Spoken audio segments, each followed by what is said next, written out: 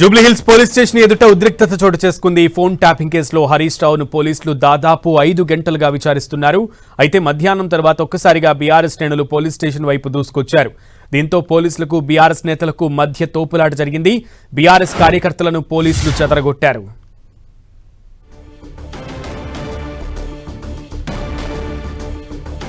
Right, ఇదే విషయానికి సంబంధించి మరింత సమాచారం మా ప్రతినిధి కిరణ్ అడిగి తెలుసుకుందాం. కిరణ్, దాదాపు 5 గంటలుగా హరీష్ రావుని ఫోన్ ట్యాపింగ్ కేసులో విచారణ అయితే కొనసాగిస్తున్నారు పోలీసులు, సిట్ అధికారులు. అయితే ప్రెసెంట్ అక్కడ పిఎస్ దగ్గర ఉన్నటువంటి పరిస్థితి ఎలా ఉంది? గడిచిన 5 గంటలుగా ఫోన్ ట్యాపింగ్ కేసుకు సంబంధించి కూడా మాజీ మంత్రి హరీష్ రావును సిట్ అధికారులు విచారిస్తున్నట్టుగా మనం ప్రస్తుతం చూసుకోవచ్చు. ఎందుకంటే 11 గంటల 10 నిమిషాలకి మాజీ మంత్రి హరీష్ రావు జూబ్లీస్ పిఎస్ లోని సిట్ ఆఫీస్కి వచ్చారు. అప్పటి నుంచి కూడా విచారణ కొనసాగుతున్న నేపథ్యంలో ఇంకా చాలాసేపు కొనసాగే అవకాశం ఉన్న నేపథ్యంలో కూడా ఏం జరుగుతుందో తెలుసుకోక కొంత గందరగోళ పరిస్థితుల్లో కూడా ఇటు అందుబాటులో ఉన్న బీఆర్ఎస్ పార్టీ నేతలంతా కూడా ఒక్కొక్కరుగా ఇక్కడికి చేరుకుంటున్న దృశ్యాలు మనకు కనిపిస్తుంది. చూసుకోవచ్చు, పెద్ద మొత్తంలో కూడా ఇటు పోలీసులు మోహరించి ఉండడంతో కూడా బీఆర్ఎస్ పార్టీ కార్యకర్తలు పెద్ద సంఖ్యలో వస్తున్న నేపథ్యంలో కూడా వాళ్ళందరినీ స్టేషన్ ఆవరణ నుంచి బయటకు పంపించే ప్రయత్నం చేస్తున్నాయి.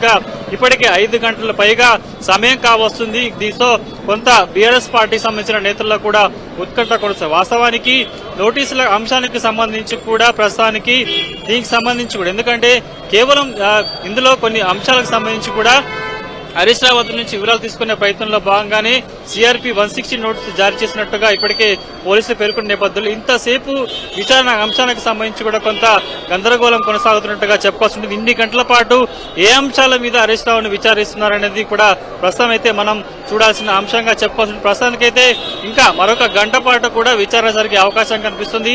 6 సిట్ సభ్యుల సమక్షంలో కూడా హరీష్ రావును వివిధ అంశాలకు సంబంధించి గత ప్రభుత్వంలో మీరు ఆర్థిక శాఖ మంత్రిగా ఉన్నారు కాబట్టి మీ హయాం సంబంధించి ఏమన్నా ఫోన్ ట్యాపింగ్ సంబంధించిన అంశాలు కావచ్చు, ఏవైనా విషయాలు ఉన్నాయా లేదాతో పాటు ఇటు ముఖ్యంగా 2023 ఎన్నికల సందర్భాలకు సంబంధించి కావచ్చు, కొన్ని వివిధ అంశాలకు సంబంధించి కూడా అటు మాజీ మంత్రిని అనేక క్వశ్చన్లు సంధిస్తున్నట్టు తెలుస్తుంది. ముఖ్యంగా ఇప్పటికే ఈ ఫోన్ ట్యాపింగ్ కేసుకు సంబంధించి కూడా 680 మందికి పైగా సిట్ బృందం విచారించింది. రెండోసారి ప్రత్యేకంగా ఈ ఫోన్ ట్యాపింగ్ కోసం ఏర్పాటు చేసిన బృందం కూడా అనేక ఆరోపణలు ఎదుర్కొంటున్న వారు కావచ్చు, బాధితులు, గతంలో కేసులో అరెస్ట్ అయ్యి బెయిల్ మీద ఉన్న వారిని కూడా తిరిగి మరొకసారి పిలిచింది. అప్పట్లో ఎస్ఐబి చీఫ్ గా ఉన్న ప్రభాకర్ రావును కూడా ఇటీవల కాలంలో కూడా సుమారుగా 14 రోజులకు పైగా కస్టోడియల్ విచారణ చేసిన నేపథ్యంలో ఇక కేసుకు సంబంధించి చివరిసారిగా మిగిలిన్నది. ఎందుకంటే ముఖ్యంగా గతంలో అధికార పార్టీలో ఉన్నప్పుడు సంబంధించిన ఫోన్ ట్యాపింగ్ జరిగినట్టుగా అనేక ఆరోపణలు వస్తున్నాయి. కాబట్టి ఇప్పటికీ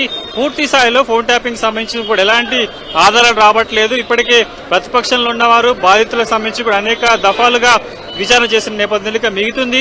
గత ప్రభుత్వం సంబంధించిన ప్రస్తుతం బీఆర్ఎస్ పార్టీ సంబంధించిన నేతలు ఉన్నారు కాబట్టి వారిని ప్రశ్నిస్తే ఫోన్ ట్యాపింగ్ సంబంధించి కూడా ముగిసే అవకాశం ఉంది. కాబట్టి అందులో భాగంగానే బీఆర్ఎస్ పార్టీలో చాలా కీలకంగా ఉండే వ్యక్తులు, అప్పట్లో కీలకంగా పనిచేసిన వారందరినీ కూడా విచారణ సిద్ధమని చెప్పాల్సి కొద్ది రోజుల క్రితం బీఆర్ఎస్ పార్టీ సంబంధించిన కొంతమంది ఎమ్మెల్సీలను ఎమ్మెల్యేలను విచారించిన నేపథ్యంలో బీఆర్ఎస్ పార్టీలో నెంబర్ 2గా ఉన్న హరీష్ రావును కూడా విచారించే ప్రయత్నం సిట్ చేసినట్టుగా చెప్పి అందులో భాగంగానే నిన్న 160 కింద నోటీసులు జారీ చేయడం, ఈ రోజు విచారణ చేస్తుంది. కాబట్టి ఈ తర్వాత మరికొంతమందిని విచారించేందుకు నోటీసులు సర్వ్ చేసే అవకాశం ఉంటుంది. కాబట్టి ప్రస్తుతానికైతే ఈ 5 గంటల వ్యవధిలో హరీష్ రావును సిట్ సంబంధించిన అధికారులు ఎలాంటి క్వశ్చన్, ఎందుకంటే గతంలో చాలా మంది బాధితులకు సంబంధించి కూడా స్టేట్మెంట్ రికార్డ్ చేసిన నేపథ్యంలో అందుకు సంబంధించిన కొన్ని వివరాలను బేస్ చేసుకుని కూడా హరీష్ రావును విచారిస్తున్నట్టుగా తెలుస్తుంది. కాబట్టి మరికొన్ని గంటల పాటు విచారణ జరిగే అవకాశం కనిపిస్తుంది. వాస్తవానికి కొంత ఈ కేసులో ఆయనని కేవలం విచారణలో భాగంగా కొన్ని అంశాలను తెలుసుకునేందుకు, కొన్ని విషయాల గురించి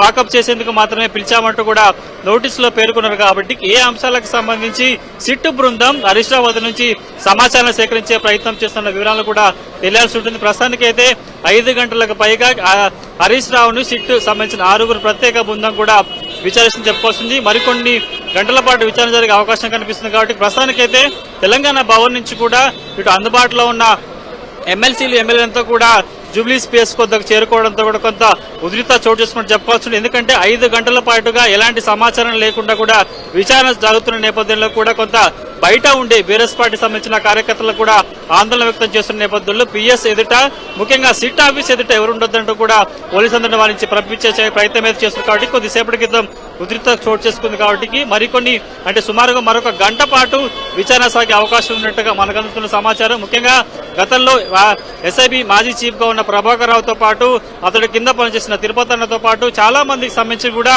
కొన్ని పేర్లను వ్యక్తపరిచారు. అందుకు సంబంధించి కూడా కొన్ని ఆదాలను ఆయన ముందుంచి అడిగే ప్రయత్నం చేసినట్టుగా మనకి ప్రాథమిక సమాచారం ఉంది. కాబట్టి మరొక గంట పాటు హరీష్ రావుని సిట్ అధికారులు ప్రశ్నించే అవకాశం. ఎందుకంటే గతంలో మొదటిసారి ఏర్పాటు సిట్టు కేవలం ఒక ఏసీబీ స్థాయి సంబంధించిన అధికారం తర్వాత దీన్ని కొంత పటిష్టం చేసేందుకు రెండోసారి ఛార్జ్ షీట్ దాఖలు చేసేందుకు కొంత దీంట్లో సాంద్రత ఉండాలి, కొంత కీలక సమాచారం రాబట్టాలనే ప్రయత్నంలో భాగంగా ప్రభుత్వం రెండోసారి ఆ 5 సీనియర్ ఐపీఎస్ తో పాటు కొంతమంది 4 నాన్ క్యాడర్ సంబంధించిన ఆఫీసర్లతో కూడా 9 మంది సభ్యులతో కూడా ఈ టీం ఏర్పాటు చేసింది. కాబట్టి వారు మరికొన్ని రోజుల్లో సుప్రీంకోర్టులో ఛార్జ్షీట్ దాఖల్సిన అవసరం ఉంది. ఎందుకంటే ఇప్పటికే పలుమార్లు సుప్రీంకోర్టులో కూడా ఈ కేసుకు సంబంధించి ఎన్ని రోజుల పాటు ఇంకా విచారణ చేస్తారు, సిట్ విచారణ కూడా కొన్ని వ్యాఖ్యలు చేసిన నేపథ్యంలో కూడా ప్రస్తుతానికైతే మిగిలింది బీఆర్ఎస్ పార్టీకి సంబంధించిన హరీష్ రావు, కేటీఆర్ తో పాటు మరొక వ్యక్తులు అంటే మాజీ సీఎం కేసీఆర్ ను కూడా విచారించేందుకు ప్రయత్నాలు సాగుతున్నాయి. అందులో భాగంగా త్వరలో నోటీస్ ఇచ్చే అవకాశం ఉంది కాబట్టి ఎందుకంటే ఈ ముగ్గురిని విచారిస్తే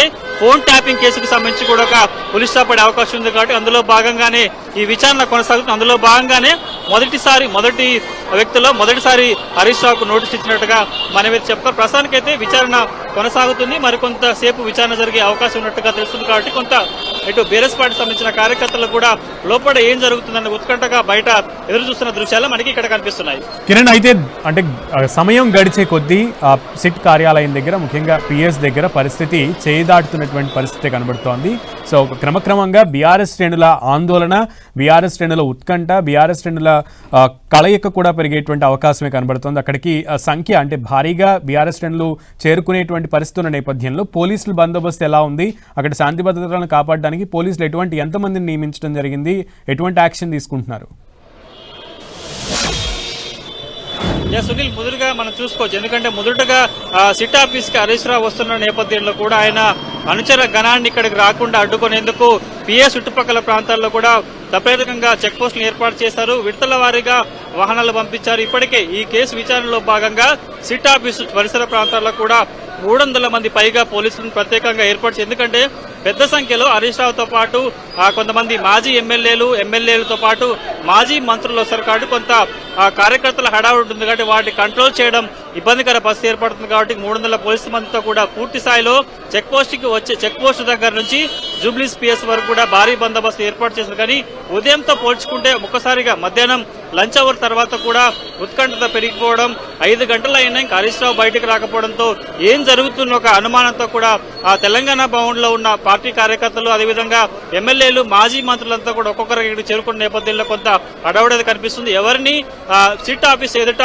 ఉండనీయకుండా అందరినీ పంపించే ప్రయత్నం కూడా పోలీసు చేసిన పరిస్థితి. కాబట్టి పూర్తి స్థాయిలో అందుబాటులో, ఎందుకంటే ఒకసారి ఏదైనా అనుకోరాని ఘటన జరిగినప్పుడు కూడా వారిని ఆ పరిస్థితిని కంట్రోల్ తెచ్చేందుకు 300 మంది పైగా పోలీసులు అందుబాటులో ఉన్నారు. కాబట్టి పూర్తి స్థాయిలో బీఆర్ఎస్ పార్టీ సంబంధించిన ముఖ్య నాయకులు ఎవరిని సీట్ కార్యాలయంలో ఎదుట ఉండనీయకుండా అందరినీ పంపించే పరిస్థితి కనిపిస్తుంది. ప్రస్తుతానికైతే మరొక గంట పాటు హరీష్ రావుని విచారించే అవకాశం ఉంది కాబట్టి ఆ తర్వాత ఆయన బయటకు వచ్చే అవకాశం ఉంది. కాబట్టి మరొక గంట పాటు అయితే ఆ సిట్ కార్యాలయంలో హరీష్ రావుని విచారించే అవకాశం ఉన్నట్లుగా తెలుస్తుంది. వివరణ కోరడానికే పిలిచామని చెప్పినటువంటి నోటీసుల్లో చెప్పినటువంటి పోలీసులు, సిట్ అధికారులు ముఖ్యంగా ఇన్ని గంటల పాటు విచారిస్తున్నారంటే ప్రశ్నావళి ఎంత పెద్దగా ఉందనేది ఊహించుకోవచ్చు. అండ్ విచారణకి హరీష్ రావు సహకరిస్తున్నారా లేదా అనే విషయం ఏమైనా బయటకు వస్తుందా? ప్రస్తుతానికి మనకు అందుతున్న సమాచారం ప్రకారం అయితే ఈ కేసుకు సంబంధించి 680 మందికి పైగా బాధితుల వద్ద అంటే వివిధ వర్గాలకు సంబంధించి కూడా స్టేట్మెంట్ రికార్డు చేసిన నేపథ్యంలో కొన్ని అంశాలకు సంబంధించి, ఎందుకంటే అప్పటి ప్రభుత్వంలో ఈయన ఆర్థిక శాఖ మంత్రిగా ఉన్నారు, ప్రభుత్వంలో చాలా కీలక వ్యక్తిగా ఉన్నారు. కాబట్టి మీకు సంబంధించి ఎప్పుడైనా మీకు ఫోన్ ట్యాపింగ్ అంశానికి సంబంధించి కావచ్చు మీ దృష్టికి వచ్చిందా ఏంటన్న అంశాలను కూడా సిట్ అధికారులు అడిగినట్టు తెలుస్తుంది. కాబట్టి వాటన్నిటికీ హరీష్ రావు చాలా ధీటైన సమాధానం, ఎందుకంటే ఆయన సహజంగానే ఆయన మాటల దాటి చాలా సాహసిద్ధంగా ఉంటుంది. ప్రతి ప్రశ్నకు కూడా అవలీలగా సమాధానం చెప్పే వ్యక్తి కాబట్టి ప్రస్తుతానికైతే సిట్ అధికారులు అడుగుతున్న ప్రతి ప్రశ్నకి కూడా చాలా ధీటుగా సమాధానం చెప్తున్నారు. అన్ని అంశాలకు కూడా సమాధానం ఇచ్చే ప్రయత్నం హరీష్ రావు చేస్తున్నట్టుగా తెలుస్తుంది. కాబట్టి పూర్తి స్థాయిలో ఈ కేసుకు సంబంధించి మొదటి నుంచి కూడా గడిచిన 2 ఏళ్లుగా హరీష్ రావు మీద ఎలాంటి ఆరోపణ రాలేదు. కేవలం బాధితులు కూడా ఆయన పేరు ఎక్కడా ప్రస్తావించలేదు. కానీ కావాలనే కొంతమంది రాజకీయం చేసేందుకు బీఆర్ఎస్ పార్టీ సంబంధించిన ముఖ్య నాయకులను, ముఖ్యంగా హరీష్ రావు, కేటీఆర్, కేసీఆర్ వంటి వారి పేర్లను పెట్టే ప్రయత్నం చేస్తున్నట్టుగా ఆ పార్టీకి సంబంధించిన నేతలు ఆరోపిస్తున్న నేపథ్యంలో తమ నేత సిట్ అధికారులు అడిగిన ప్రతి ప్రశ్నకి సమాధానం చెప్తారంటూ కూడా బయట ఆ పార్టీకి సంబంధించిన ముఖ్య నాయకులు చెప్తున్న పరిస్థితి కనిపిస్తుంది. కాబట్టి ప్రస్తుతానికైతే అనేక అంశాలకు సంబంధించి కూడా 6 బృందం సభ్యులు కూడా హరీష్ రావుని అనేక కోణాల్లో విచారణ చేస్తున్నారు. వారిని అన్ని సమాధానాలకు కూడా ఆయన ధీటుగా సమాధానం చెప్తున్నట్టుగా మనకు తెలుస్తుంది. కాబట్టి పూర్తి స్థాయిలో ఈ విషయానికి సంబంధించి, ఎందుకంటే గతంలో రాజకీయ, పారిశ్రామిక సంస్థతో పాటు వివిధ వర్గాలకు సంబంధించి కూడా కొంత ఫోన్ ట్యాపింగ్ అయిన బాధితులు కూడా సిట్టు ముందుట వాంగ్మూలం ఇచ్చారు. కాబట్టి అందులో కొన్ని అంశాలను బేస్ చేసుకుని మాత్రమే విచారణ సాగుతుంది. విచారణ అధికారి అడిగిన ప్రతి ప్రశ్నకి కేటీఆర్, హరీష్ రావు చాలా ధీటుగా సమాధానం చెప్తున్నట్టుగా మనకు తెలుస్తుంది. Okay Kiran, keep updating us Kiran. Thank you.